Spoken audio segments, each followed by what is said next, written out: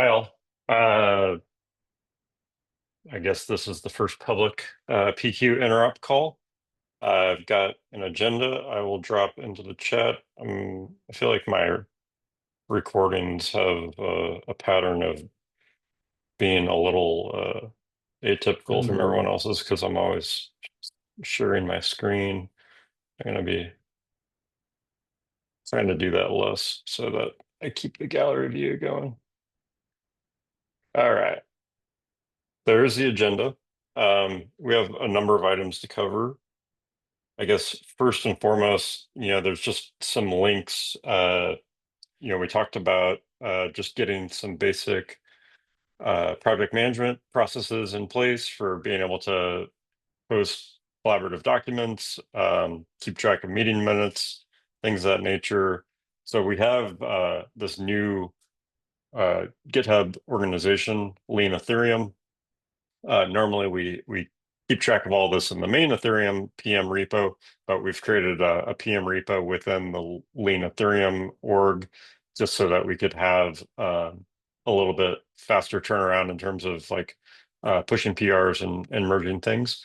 But yeah, within that org, you'll find a folder at the top, PQ Interop, and within there is a primary file or link that is just the PQ Interop PM document, which I just dropped into the chat.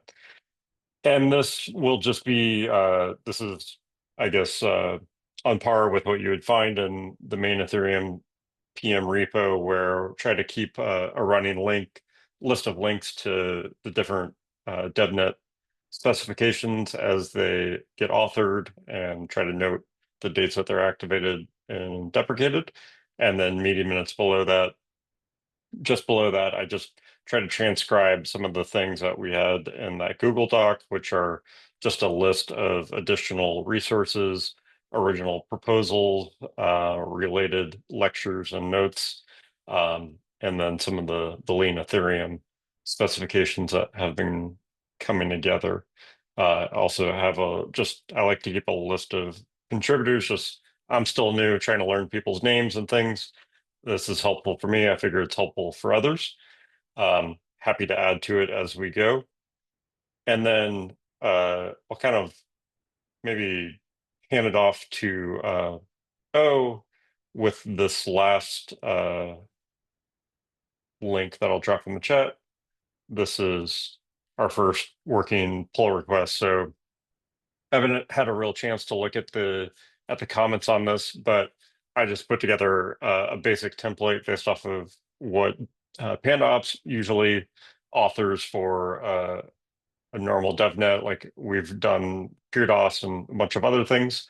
So I guess this is like the main objective for the rest of this month is to arrive at a shared specification and kind of parameters for this DevNet 0.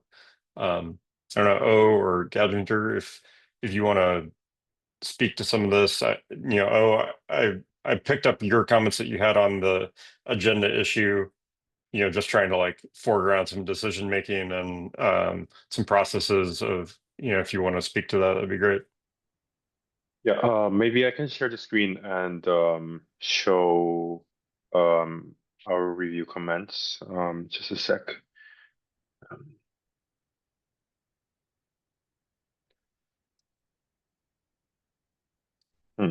Um, this is not it. Some problem.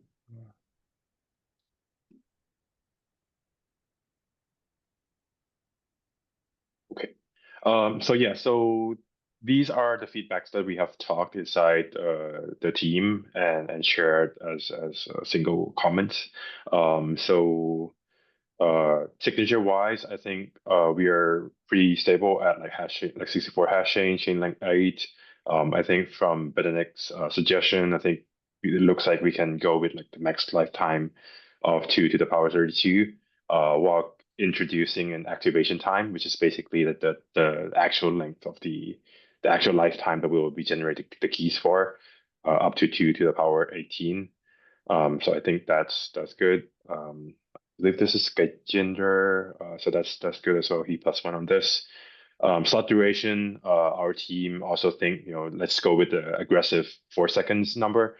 And then if things get worse and then we can't meet this, then I guess like we can adjust it over time. But I think like going with aggressive number first is probably more beneficial than using a more a longer timeline, a longer slot time.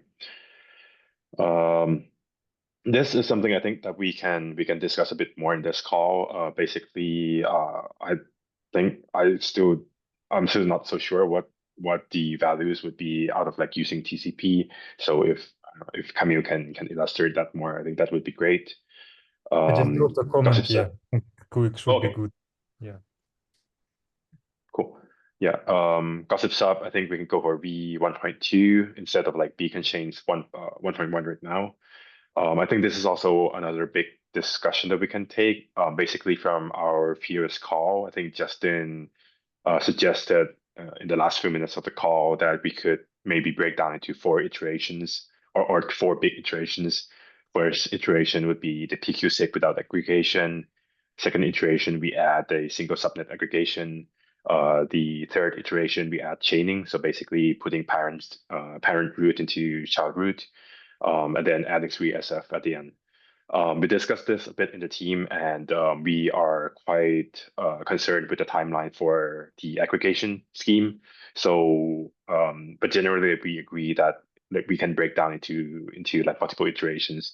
So instead, we propose that we start off with PQ-SIG with no aggregation. So that's as is. But instead of doing aggregation, then maybe we can move up to chaining and some consensus.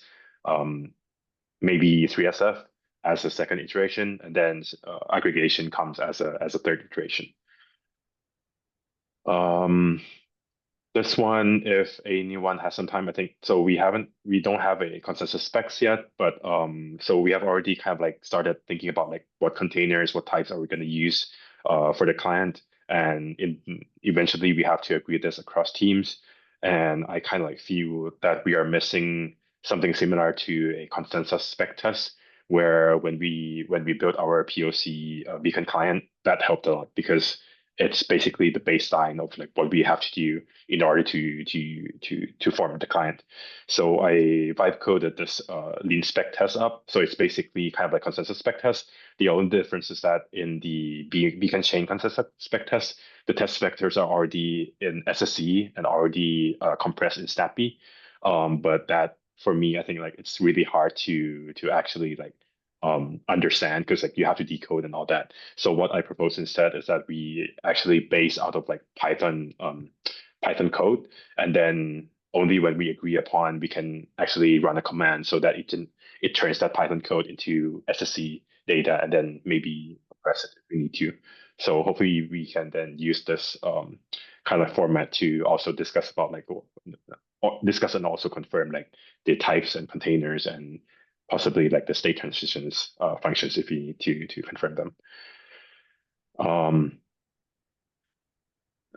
The rest, I guess like the rest are probably pretty minor that we can actually discuss in offline. Yeah, so I think mostly it's up for discussion is the networking and I guess like the sequence of the iterations we want to do. So this first DevNet, your suggestion would be just the PQ-SIG generation with no aggregation. And then once that's working, move on to DevNet 1, where we would add chaining and the 3SF consensus, and then go to DevNet 2, add a single subset of aggregation. Yeah. So Cool. here I would like to differ with Raymond. I would basically emphasize that we should have chaining from day one itself, because if we are sort of voting, we need the head that we are voting to, and we at least need chaining to run LMD Ghost and come to that head. Because if we don't have, then basically, there will be more and more bugs and errors to arrive at what was the correct head to be voted at. And I think that would waste more time than what we are trying to save over here. So chaining is not really a big deal unless Reams that fork choice is a fork choice. Writing a fork choice will be a big deal for it. But I think it is pretty doable, and we should go with chaining even if we don't want 3SF from the get-go. That sounds good. What kind of fork choice algorithm would you suggest? Just LMD Ghost or 3SF? Yeah, so 3SF we don't need because basically 3SF is used for justified and for finalization. So we don't need to have source and target in the votes. We'll just vote on the head, and the head is basically, you know, whatever is the heaviest tip that is out there, right? So heaviest tip or heaviest length, right? So because they're so what really means is that we would still need to account for validators latest votes and sort of have the fork choice where we alter the weights when we get new votes on the latest cycle, and sort of decide what is the next head to be voted on. And it is also important because our success criteria is depend upon the head accuracy. So so we need a correct head, and if we don't have that, then there is lots and lots of scope for bugs. If we don't have 3SF, what we don't have is that, okay, you know, we'll have a chain that could be quite forky in the sense that one could try to create and a validator could come up that can try to create a fork out of an ancestor which is very old, but we are running only 10 days long devnet, so that should not be a problem. We can just even keep all the states in the head, all the states in the memory, so there would be no pruning because there is no justified or so we can keep all the states in the memory. And since it's just 10 days long devnet, maybe we'll be able to survive it. But if we are not able to survive it in the first iteration, then we can just run it maybe to 2 days or 3 days, depending upon how much memory we can survive with. If once we don't have the finalization, then basically we can sort of lower the length of the devnet that we are going with, but we still need chaining. I think chaining is something that we should not do away with. Right. So for example, we're not going to test sync, so we don't need finalization. But when we say fork choice here, I guess it's beacon chain fork choice, right? Yeah, it's not really beacon chain fork choice in the sense that it is a very quite simple fork choice because you have a fixed validator set. There are no moving through. There is no epoch transitions. You don't have any epoch transitions. There is a fixed validator set. Each validator has a weight of 1. But with respect to the fork choice mechanism that is out there, we just run it everything else except the finalization and the justification bits. So we have so in the fork choice we need to track the latest votes of each validator, and then basis upon that we need to keep updating the score. So for example, Zeem already has this implemented along with 3SF, but with that you have a proto array like how we have in the beacon, and you have the weights attached to it, and then basically, you know, you run your update head on each slot to get what is the latest head, and basically then vote according to that. So that is something I think is the basic mechanism we should not do away with. Yeah, I think it makes sense, but I think we want to have some sort of spec so that we don't need to we don't have to read each other's implementation to figure out how it's implemented. Yeah, I guess we can work on the spec because it's not going to be difficult. It would be quite easy. So yeah, sounds good. We can work on that spec.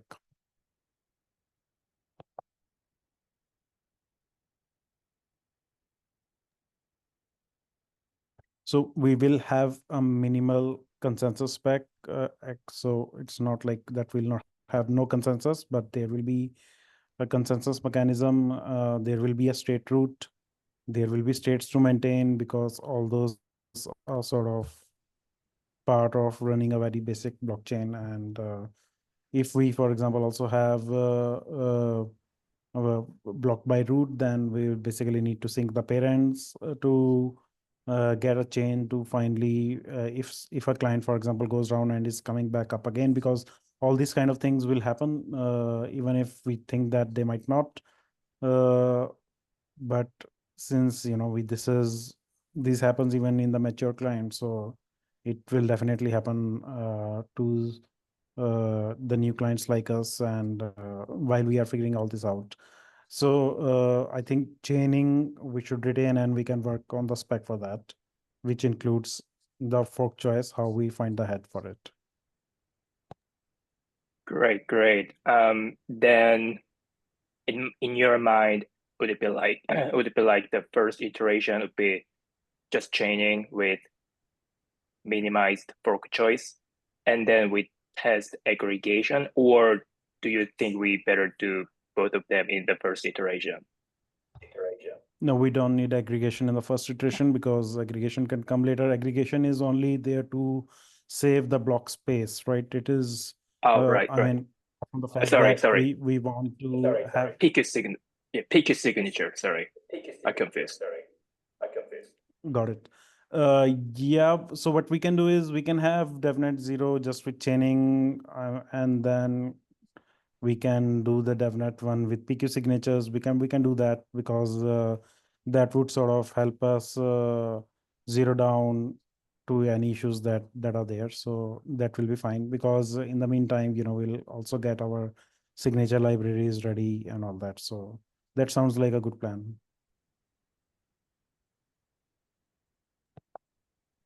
So am I writing down correctly that first iteration is chaining with minimal fork choice, and signature would only come in the second iteration, and then aggregation after? Oh, I thought PQ was part of the first. Right. So chaining and minimal fork choice, you can say it's an iteration 0. It's like, we are just testing our clients out even before the real signature DevNet is happening, so that we are basically, we agree on that particular chaining spec, and we don't run into those issues. So, I mean, it's like an invisible iteration, you can say that. But yes, I mean, the idea would be to get over this particular iteration quite fast. Just maybe quick note on that. I think your last point, Kajinder, was important. Like if we can do this pretty fast, and I think it makes a lot of sense. But if we are planning for this to be by end of the year and only start doing PQ-SIG next year, then that's probably I would challenge that. But let's say like if I this think chaining, yeah, I totally agree with you. Chaining, we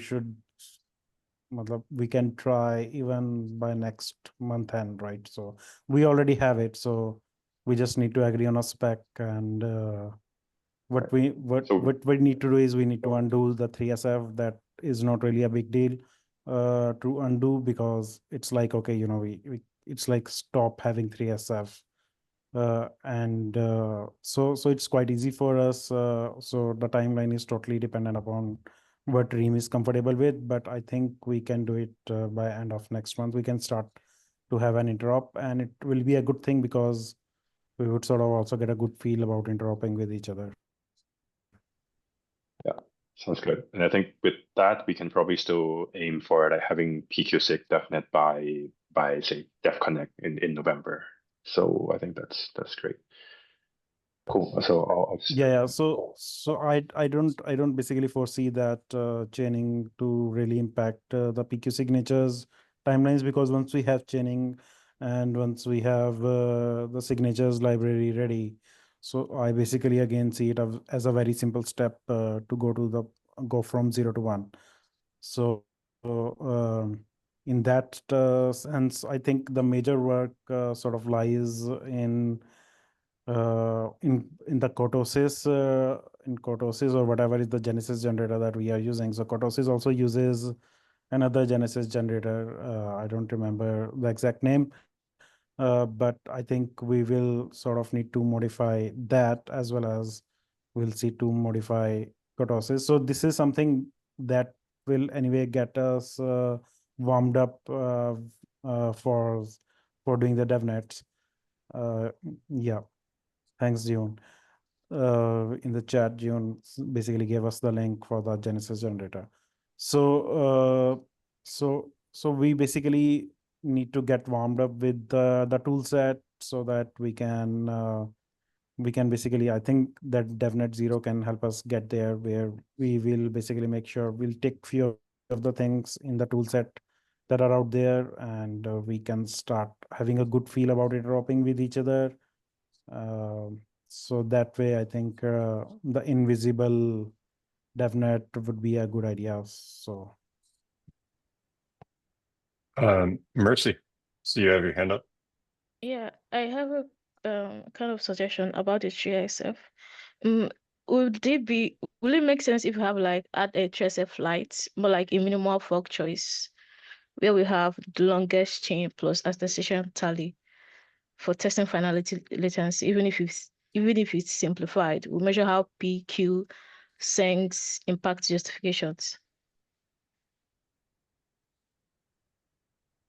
yeah, so that is the plan. When we say that, okay, 3SF we'll add later on. So that is what we are doing. We are basically just doing chaining, just doing the minimal fork choice, and then the emphasis is on the getting PQ signatures and subnet aggregation. But I think we should maybe by DevConnect also add 3SF. I think it will be quite easy. We can just talk offline about this with Dream Team and sort of help them get there. Okay. And then earlier I dropped on the chat, happy to add some repos to the lean Ethereum, one for consensus specs and for spec tests. So just let me know if there's any other repos that you need, but I'll start with those.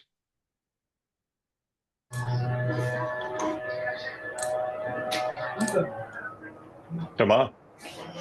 Yeah, I think about like the spec repo stuff. Felipe is working also on like a framework on our side. I had some discussion with him, and he tried to set up something according to like Ethereum testing best practices and stuff. So I will also discuss with him in order to set up the repo properly. I know that he had something locally at least a couple of days ago. So yeah, I will discuss with him to set up this. Okay, awesome. Thank you. And maybe I have a second point that I want to bring up for discussion. It's the last one here on the success criteria. 98% correctness, attestation correctness, I think proposed by Gajinder. So yeah, so my suggestion was based on not having any like fork choice or consensus. But yeah, just maybe you wanna ask Gajinder, maybe you have any like elaboration on this, whether what could be for the first Yeah, so person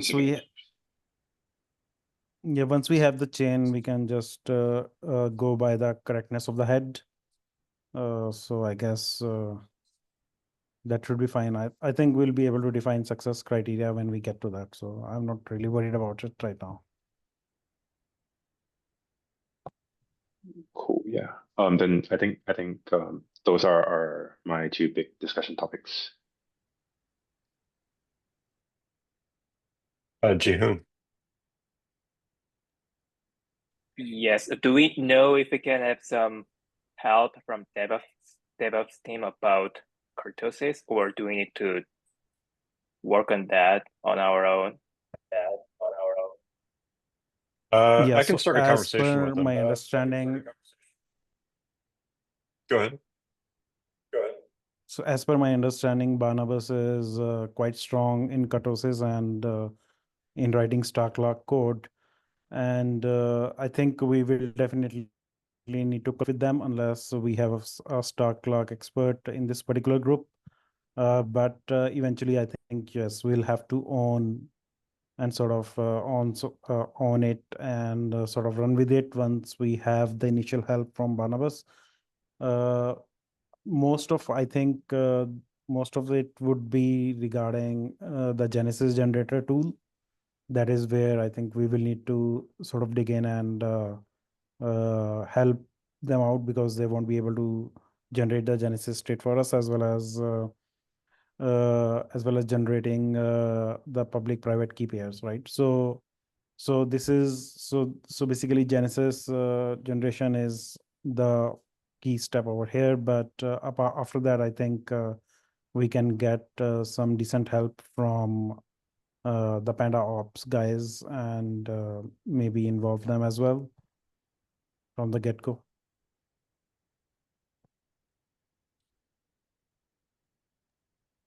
Sounds great. I think it would facilitate our progress a lot.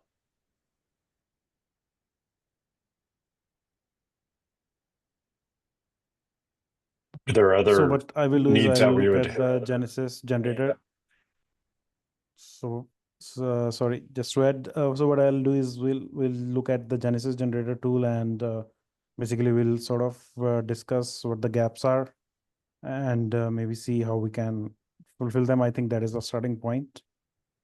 Then I can in the meantime also talk with Barnabas. I think might also have a conversation, and we can talk about how we can do this with Kurtosis.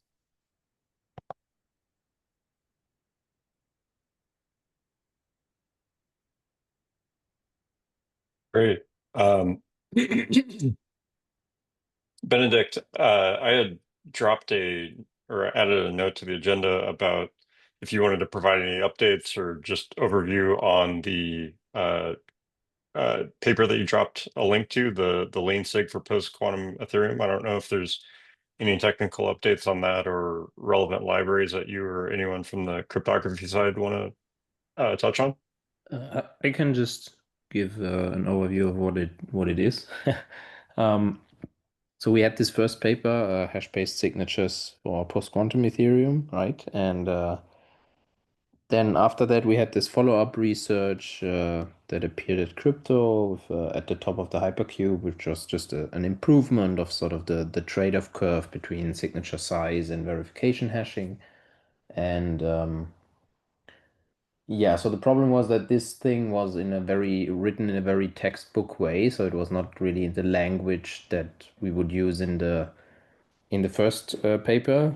So it was more like a textbook kind of thing and not like a practical thing. So now we translated that into the language of the first paper and integrated it into the library. So yeah, it's essentially just that. So that the document is just taking the ideas from the second paper and integrating it into the framework of the first paper, to make sure that everything works there as well. And then yeah, we updated the library as well. So now you can sort of use the new scheme.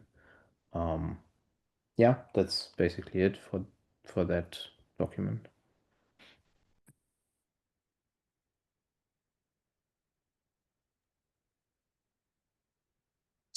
Great, thank you. And then Gajinder, I dropped a note on the agenda. You had mentioned maybe you're wanting to summarize a discussion that you had with Bakshar and Tamagana.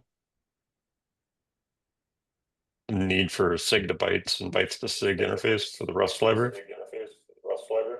Yeah, I think these are just small logistic things, but I guess we need. I didn't see the interface for that from signature to bytes and bytes to signature. Yeah, which so we'll that need just in got the added library. like half an hour ago. We implemented, or Han actually implemented the serialization stuff for signatures and secret keys and public keys. So that should now work. Amazing, Benedict and Thomas. So yeah, so that basically solves solve one point that we raised. The other point I think which came up in our discussion with Tamagna and Bhaskar, was that so what is the format in which we will be generating the keys that we will consume? My opinion on that is that we don't need to sort of go all the way to consume the keys in the format the consensus the beacon clients do, because it would sort of just add development time to the current pipeline. So we can just have something simple where we just need to identify public private key pair, and again the private key I assume would be quite big, so it would be sort of a file to which we'll have a reference. So once we have that, then we can basically then the validator, or if for example Zeem will just have the validator running in the Beam node itself, so there won't be a separate instance. So whatever is the reading instance will just treat the keys and then will assign it the numbers based upon the genesis or the latest state, right? So you have the latest state and you would have the keys, the public keys enrolled over there. And once you read the attached validator list, then you will be able to figure out, okay, what are the validators this particular node has that it needs to vote / generate produce blocks on. So the second part is basically, we can just come up with some format. We Zeem and Reem guys can come up with a format that can work, and we can basically then sort of add that to the Genesis generator, so that we also dump the keys out while we are generating the Genesis.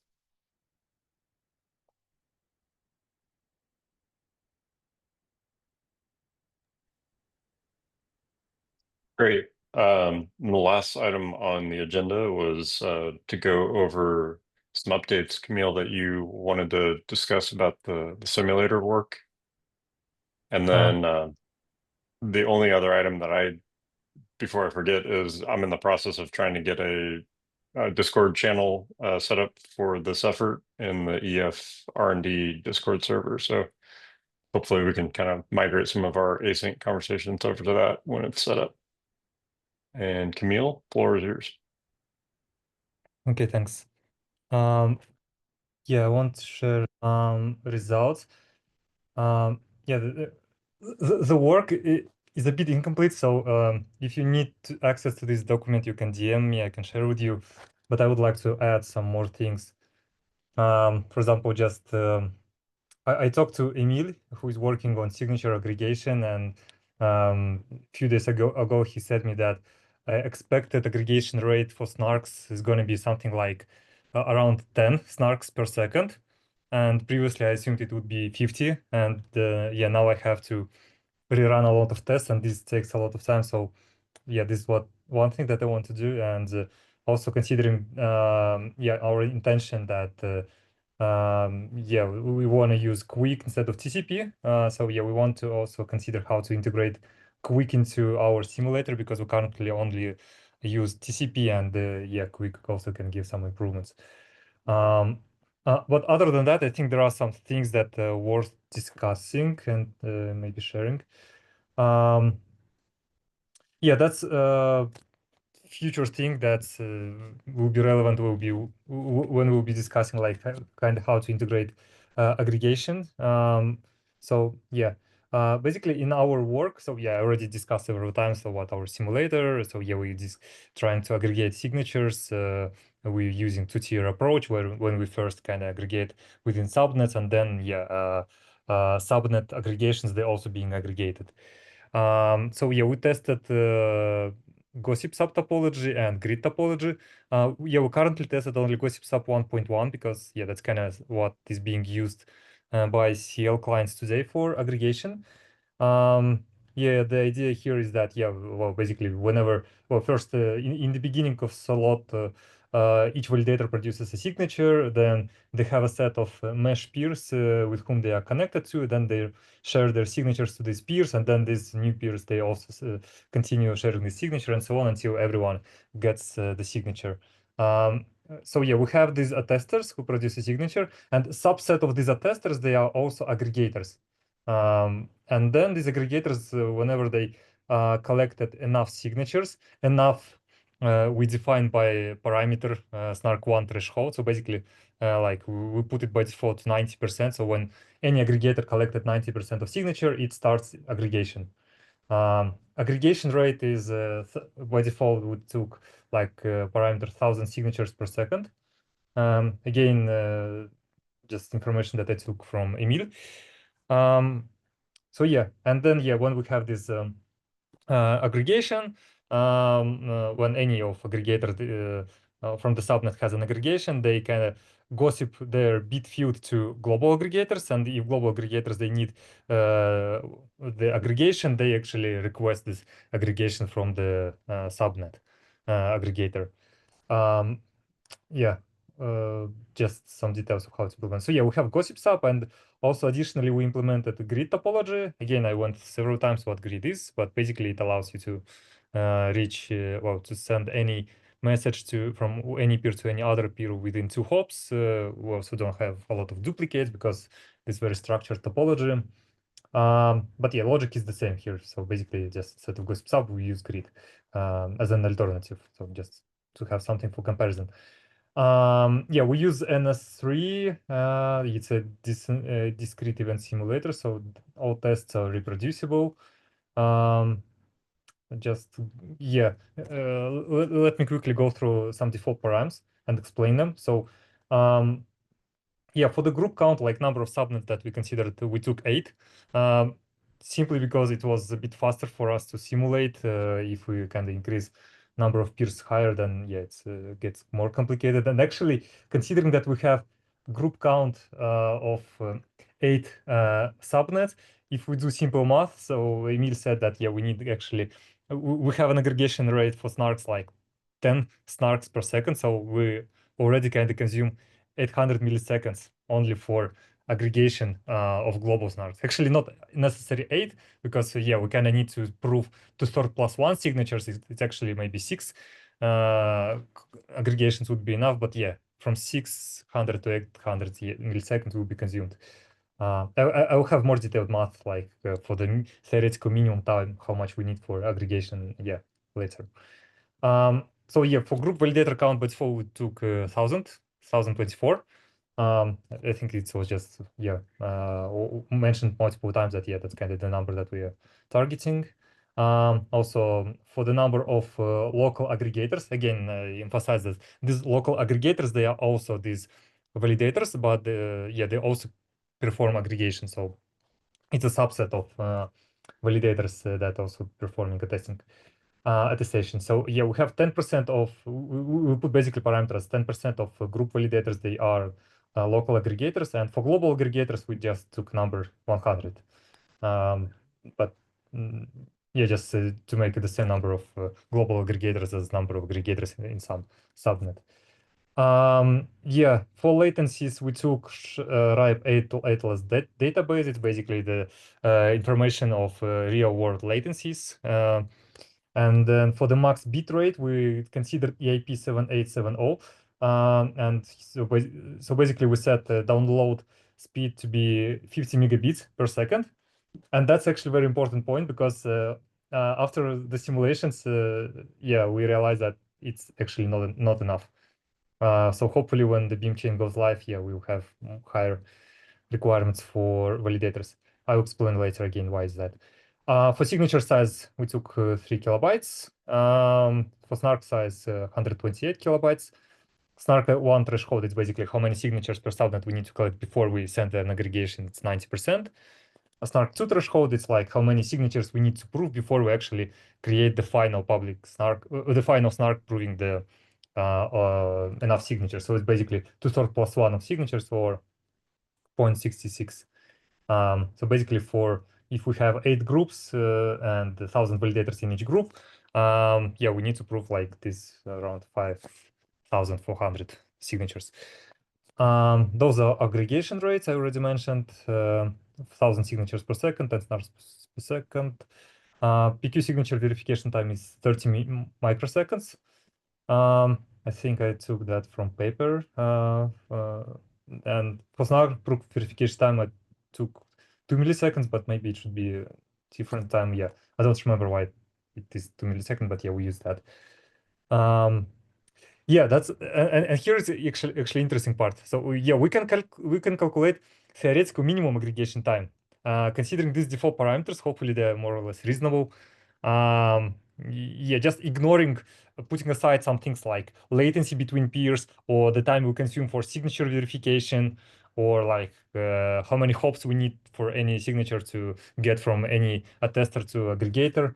Ignoring these parts. For example, yeah, we need, for example, to each subnet needs to aggregate 90% of its signatures, which is 922. If we calculate and put how many bytes, that means each aggregator has to download, it's 2.7 megabytes. And with our EIP 7870 bandwidth limit, which is 50 megabits, we can calculate that each aggregator at very least needs 0.43 seconds to actually download enough signatures for aggregation. And then having 1,000 signatures per second rate, we need another around 900 milliseconds to aggregate all these signatures. So for local aggregation, at very least, we should expect like 1.3 seconds just for local aggregation for a single subnet. And then we also have global aggregation. So yeah, to prove supermajority of signatures, we need to aggregate 6 out of 8 subnet aggregations.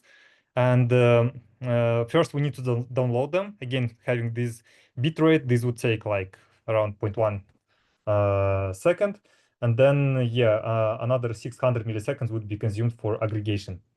And then, yeah, we can calculate that for global aggregation, we consume another 0.72 seconds. So, and in total, considering that, yeah, local aggregations, they're happening in parallel, and then we have global aggregation, at very least, theoretical minimum is that with current default parameters will be like around 2 seconds we will consume for signatures aggregation. And that's important, I think, because that's only theoretical. Actually, because if we have, for example, in Gossip Sub, we have a lot of duplicates. Well, not a lot, but yeah, some of them. I think Yanis, he did a report last year about number of duplicates in Gossip Sub. I think it's something like around, I don't remember, between 3 and 7 duplicates for each message. And actually, if we have more duplicates, we need to download more data. Well, not like we need to download, but we're actually downloading a lot of data before we realize that what we downloaded is the message we already had. And that actually increases a lot, and the simulation will show like how much. And also we should take into account that I think around 1 second will be spent to actually distribute the block among validators, and another second to propagate snark between all validators. So actually, I consider personally that 2 seconds is absolute maximum how much we can spend for signature aggregation for the entire process. So we should kind of, I think, optimize for that. Yes, that's more details about how about default parameters that just in having them in one place. And yeah, then in my report, I kind of focusing first on local aggregation and then on global aggregation. So first, yeah, we basically took these default parameters that I described, and then we just changing one parameter and checking how much it actually affects the aggregation time. This is only for, this plot only for local aggregation. And yeah, this dashed line is theoretical minimum. Again, just calculated kind of the same way as described before, but for different signature sizes. And then yeah, we have grid topology and yeah, Gossip Sub topology. This is Gossip Sub 1.1, so it actually maybe not as efficient for handling duplicates. Again, we want to introduce 1.2 to kind of check if things will get better. But yeah, here with Gossip Sub 1.1, we see that we're having well, if we have each signature of size 3 kilobytes, yeah, the Gossip Sub actually takes around 3 seconds to aggregate, only local aggregation. That's obviously too much. Yeah, grid is doing around how much? Yeah, 2.3 seconds. So yeah, it's better. but yeah, we need to go faster. Then we have here we are again setting default parameters and playing with bandwidth limit. So actually, this is turns out to be very important.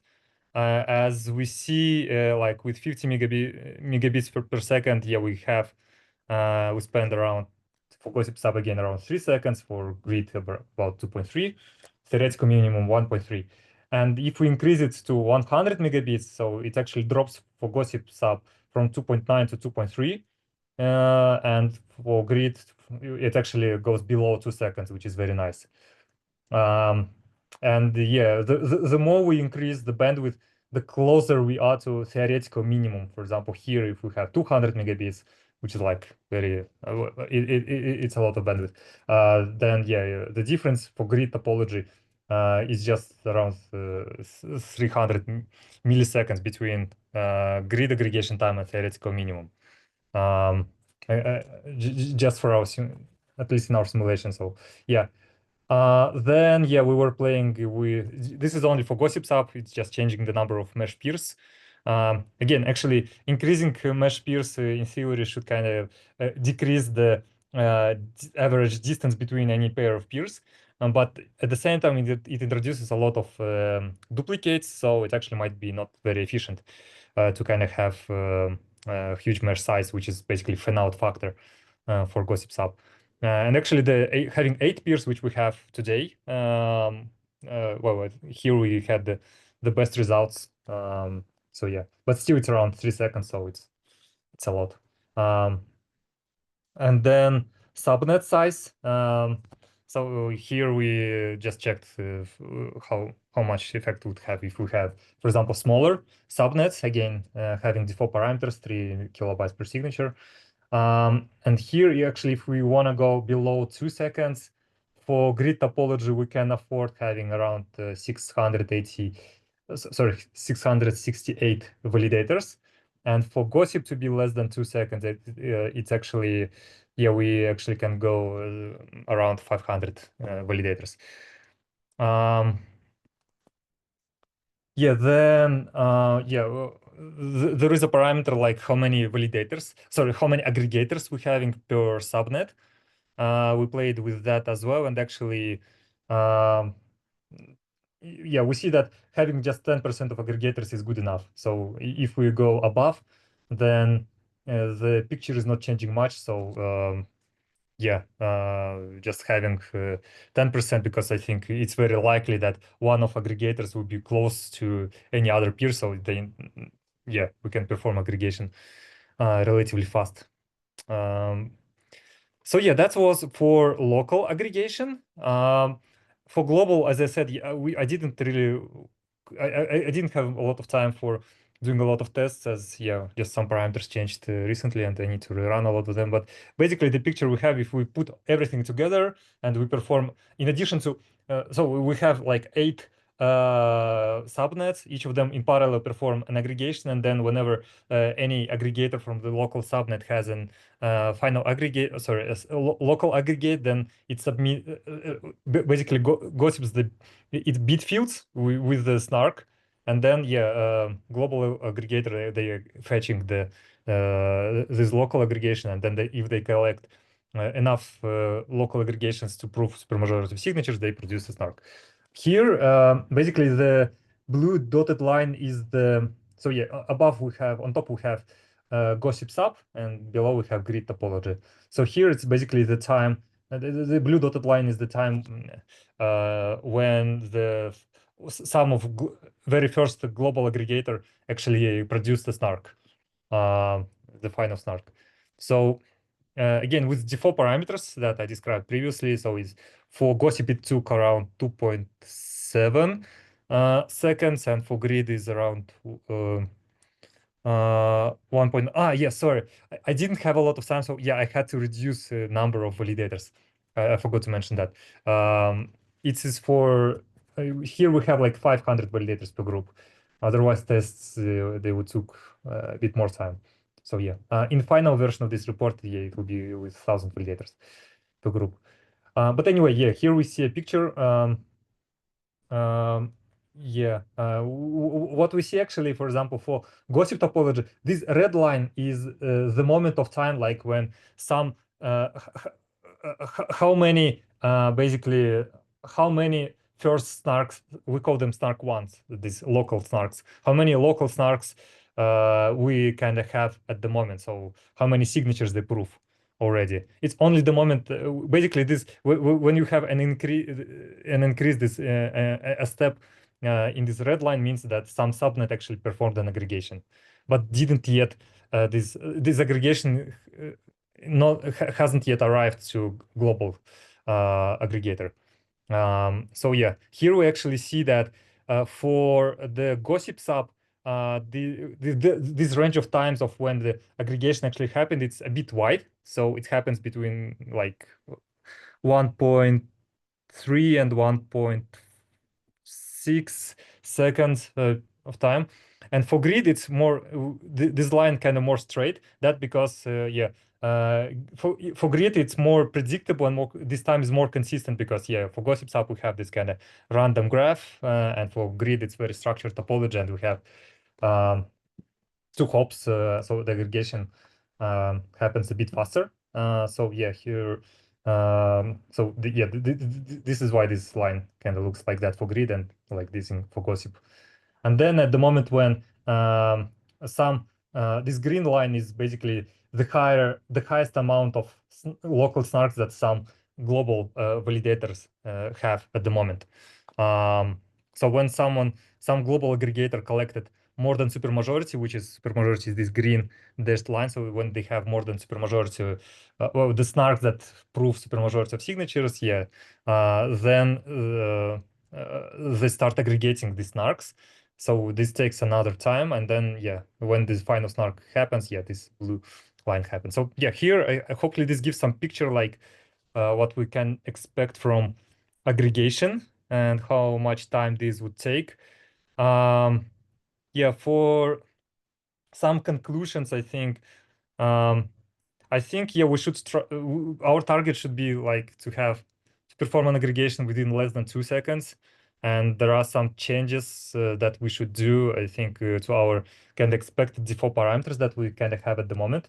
For example, yeah, we should definitely go above 50 megabits per second requirement.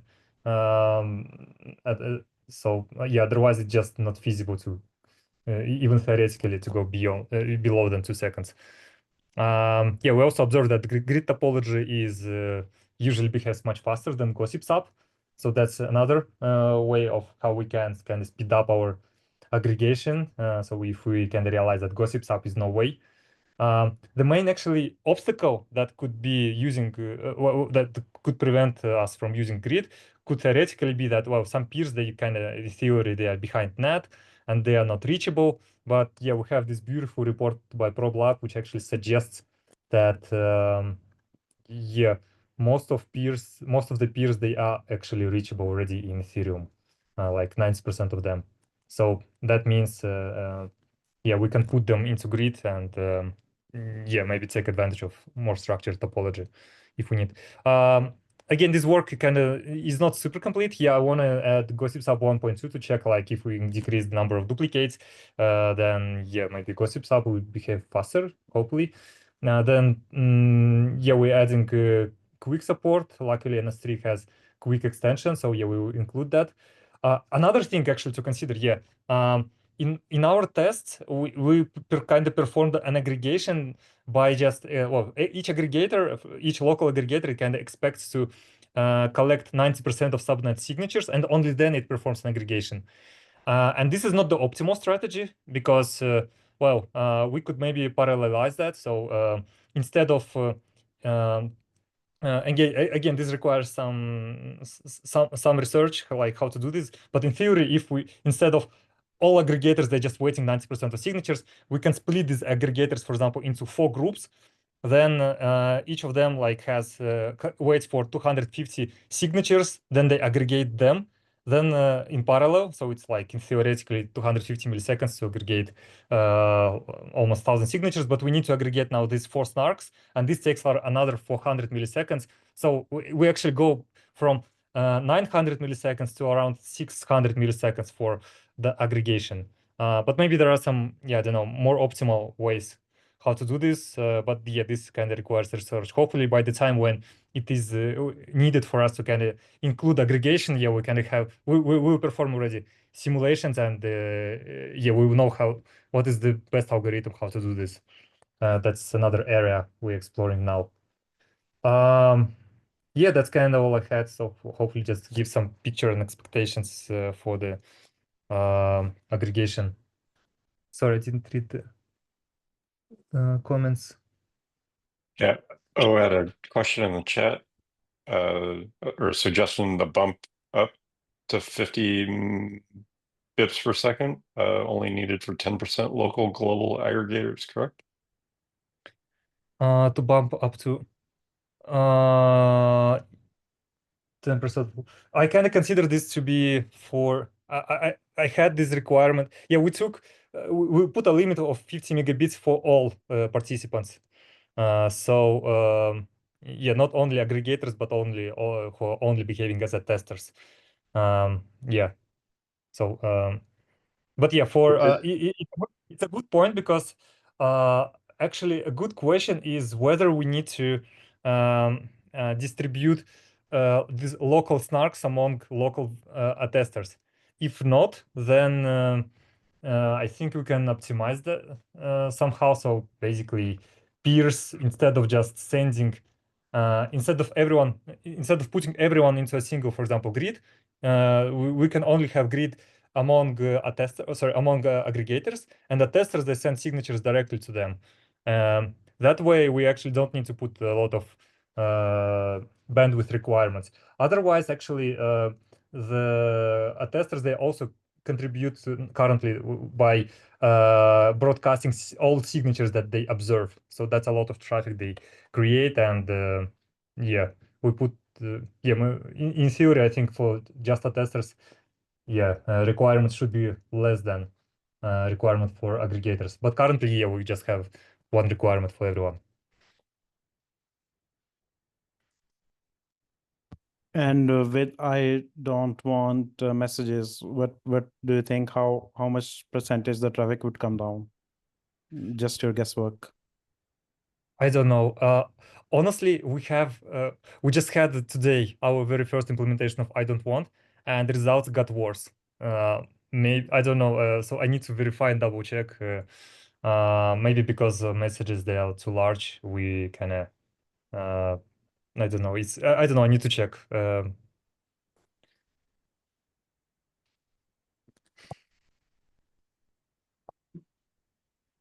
And this 1 second latency that you're taking, that should already be multi-hop, right? 1 second latency. What is that?